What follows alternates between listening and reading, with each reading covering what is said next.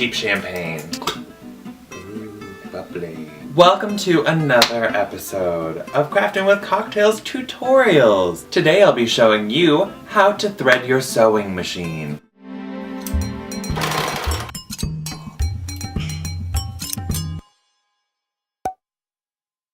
I have two different kinds of sewing machine that I'm going to show you today. There's this one, which is a Singer. It is the Easy Bake variety of sewing machine.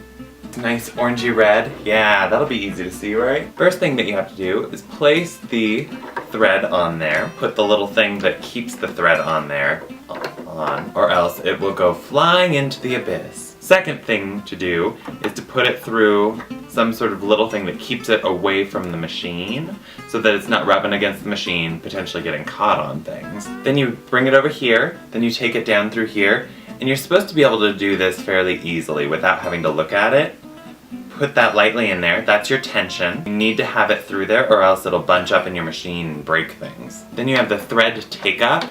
I call it the threading arm. You can see it move up and down there. It helps pull the thread from your spool so it doesn't bunch everything up or get too loose and have a bunch of spirals going everywhere. After you get it through the little arm there, then usually there's some sort of hook down here. This one just happens to be a little spiral, so you just spiral it through there. There is this little part at the top of your needle you can hook it onto, and that's just to keep it closer to the needle so it doesn't break your thread and you have to re-thread and take more time. For this part, I tend to lick my thread because it's sexy.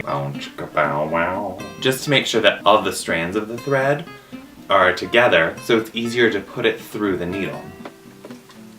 There you are. So that's how you thread the top half of the machine. The bottom half of the machine, there's this little thing called a bobbin. You have the top part that stitches down into the bottom, catches the bobbin thread, and then it creates the bottom half of any stitch that you make. Here I have a blank bobbin spool. There's one in black, but I want one in the same color as my thread. So we're going to take this, we're going to put it on this little knob up here, and then you press that over. And that makes it so that when you twist your wheel over here, it makes that rotate. Usually on your balance wheel over here, there is some sort of lever. This one has a press on it. You press that and then it makes it so your needle doesn't go up and down when you are twisting that. It still twists your bobbin up here. But you will have to unthread your machine a little bit for this. There's a little part on top of here that provides a little bit of tension so that when you wrap thread around your bobbin, it will create enough tension so it won't pull all the thread all at once or not pull enough thread and then break. Then you just press your pedal. You don't really even have to keep an eye on it. You can just keep on pressing the pedal. Once the bobbin is full, it'll just stop going as soon as you have too much on there. Like that. Now you have a threaded bobbin. We're going to place the bobbin in. There is a little thing of tension for your bobbin. There's a little nick that catches the thread right there. As soon as you have the thread of the bobbin in there, pull it through that little mark of tension.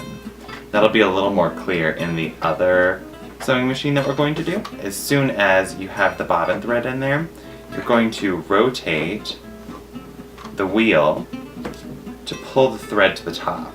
And then you close the little thing, and you're ready to start sewing. Now let's try it with a different kind of machine. I would say that this is a higher quality sewing machine. Like I said before, this is a different spool pin, and it goes up and down. Put that thread on your spool pin. There's another little piece over here that you can stick the thread in. Not completely necessary, but it does help keep it away from the machine a little bit more. Thread to the top. Then here's your tension. Put that thread through the tension. It's kind of like the other machine, but it's on this side instead. So you don't have the little dial down here. Also, one of the differences between that machine and this machine is I'm starting to thread on this side and then moving my way over this way instead of this way.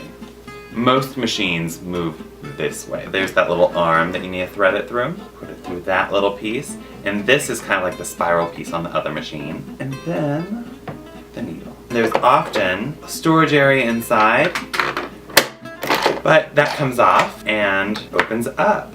I'm a master of the sewing machine. I'm a master. This is what the inside of your bobbin area looks like. You have your bobbin casing right here.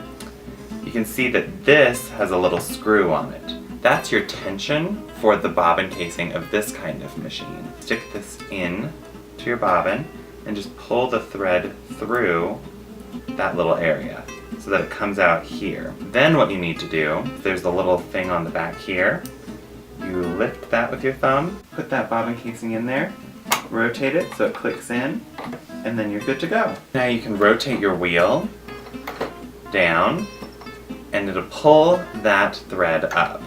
Then you can close everything up and you're ready to start sewing.